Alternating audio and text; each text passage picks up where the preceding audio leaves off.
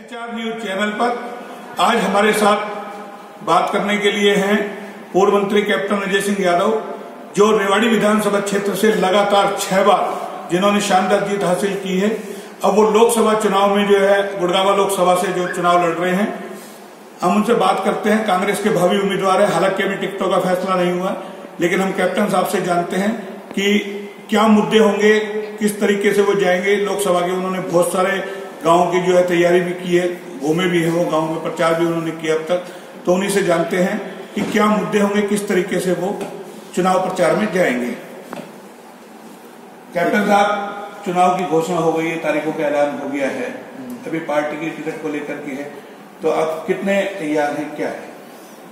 हम तो पूर्ण रूप से तैयार हैं, और सबसे बड़ी बात यह है कि जो हमारी गुड़गांव जो लोकसभा क्षेत्र है, यहाँ पर 2 चीजों की बड़ी भारी कमी है। एक तो स्वास्थ्य सेवाओं की, और राव इंद्रजीत सिंह जी ने एम्स की घोषणा करी मनेठी में, लेकिन उनको अब तक भी हमारी हरियाणा सरकार ने जो NOC लेनी थी पर्यावरण विभाग से, फॉरेस्ट डिपार्टमेंट से, अन्य विभागों से, अब तक कोई भी, वहां पर करीबन 68,000 पेड़ हैं, अब तक उनके बारे में सरकार ने कोई कार्रवाई नहीं की। और मैं समझता हूं कि अगर कोई काम करेगा तो आने वाली सरकार करेगी, और उस सरकार में कोई काम करेगा तो कैप्टन अजय सिंह करेगा, जो मनेठी के अंदर बनाएगा। दूसरी बात यह है कि आपके गुड़गांव में जो सबसे ज्यादा टैक्स भरता है, वहां पर यूनिवर्सिटी नहीं है, और एक नामचारे की कॉलेज में यूनिवर्सिटी बना दी है। अभी वहां सेक्टर 55 में जो है, मुझे पता लगा सरकार ने जगह आवंटित की है, वहां पर बिल्डिंग का अगर कोई काम कराएगा तो मैं कराऊंगा। इसी प्रकार से मेवात में यूनिवर्सिटी बनवाएंगे हम लोग, रेवाड़ी के अंदर मेडिकल कॉलेज लेके आएंगे हम लोग। इसी प्रकार से जो इंफ्रास्ट्रक्चर है हमारा, जिस प्रकार से चरमरा गया है, बेरोजगारी चरम सीमा के ऊपर है, 10 करोड़ रोजगार देने की बात की थी, मात्र जो है 64,000 रोजगार इस सरकार ने दिए हैं। तो सरकार ने नोटबंदी कर जो देश की अर्थव्यवस्था है, GDP जो ग्रोथ है, वो 8 से लेकर 6% पे आ गई है। तो पूर्ण रूप से सरकार फेल है।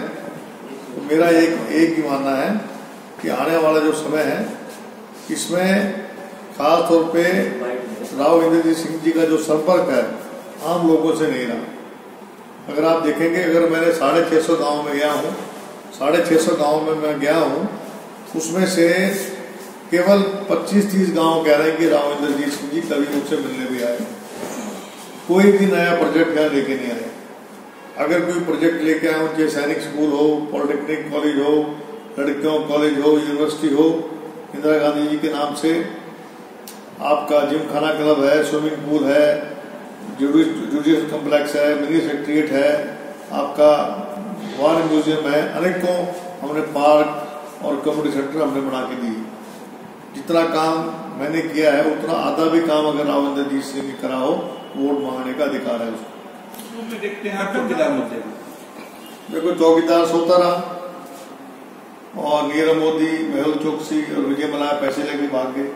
हमें ऐसा चौकीदार तो नहीं चाहिए। हमें नोटबंदी कर दी, उसमें जो है कोई काला धन नहीं आया, कोई चौकीदारी नहीं कर पाए। हमें चौकीदार तो अमीर आदमी रखते हैं।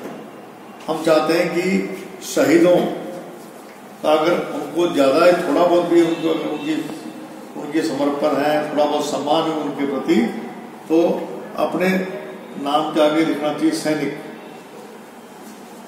ठीक है, बजाय इसके सैनिकों को मान सम्मान दे, जो कार्य करना चाहिए उस कार्य करने की बजाय ये चौकीदार के बारे में अगर कोई भी चौकीदार कहता है तो देश के चौकीदार कौन है, तो लोग कहते हैं चोर। इसलिए अपने जो स्कैम इन्होंने किया है, रफेल जेट स्कैम किया है, इसके अलावा आपका रमन सिंह ने स्कैम किया है छत्तीसगढ़ के अंदर, आपका मध्य प्रदेश में शिवराज सिंह ने आप जानते हैं वहां पर स्कैम किया है आपके व्यापक घोटाले का।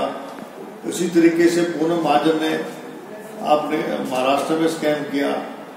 नोटबंदी भी एक बहुत बड़ा स्कैम है, 53,000 करोड़ रुपए का नुकसान हुआ है। तो अपनी ध्येय बनाने के लिए अब ये चौकीदार शब्द का इस्तेमाल कर रहे हैं। चौकीदार तो परिश्रमी में आदमी होते हैं, लेकिन जो हमारा देश का चौकीदार है उसको लोग चोर कहने लगे।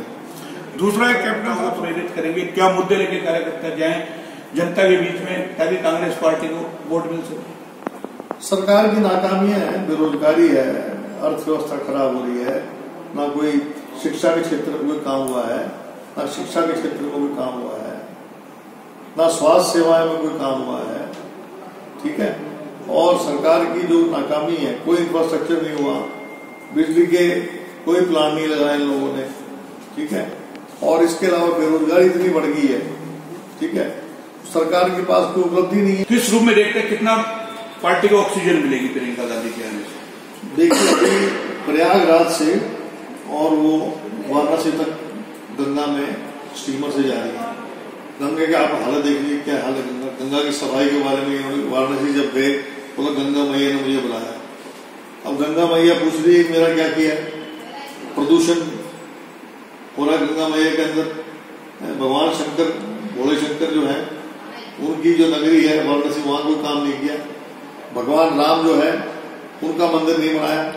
ठीक है, आज जो भगवान राम को धोखा दे सकते हैं, जो गंगा मैया को धोखा दे सकते हैं, आम आदमी को हो सकते हैं क्या? और फिर गौ माता की विरानती हो रही है।